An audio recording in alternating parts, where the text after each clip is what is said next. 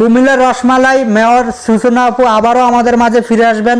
ইতিমধ্যে তার জামিনের জন্য অনেক উকিলে আবেদন করেছে, এমনকি এলাকার যুবকেরা, এমনকি ফেসবুকের যুবকেরা তো পুরোই পাগল হয়ে গেছে, তার উপর ক্রাশ খায় বসে।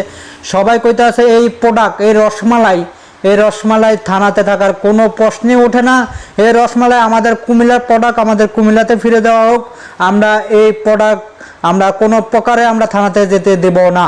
এই জন্য ইতিমধ্যে অনেকে আন্দোলন করা শুরু করে দিয়েছে এই রসমালাই আপুর জন্য। উনি একজন মেয়র। আমার কথা হচ্ছে, মেয়র আপু আপনার এখানে থাকার কেন কথা? আপনার তো নায়িকা হওয়ার কথা। আপনার যে সুন্দর রূপ, মার্শাল্লাহ মার্শাল্লাহ।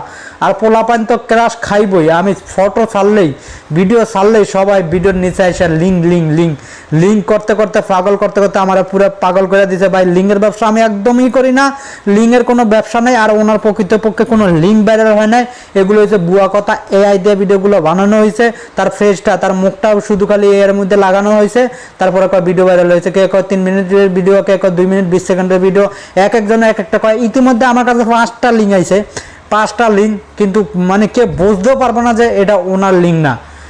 অথচ এআই দিয়ে ভিডিওগুলো বানানো হয়েছে, মানে মিথ্যা প্রচার করতে আছে। তবে হ্যাঁ, এর উপরে ক্র্যাশ খাওয়ার মতোই, একদম মেয়েতই ক্র্যাশ খাওয়ার মতোই একদম।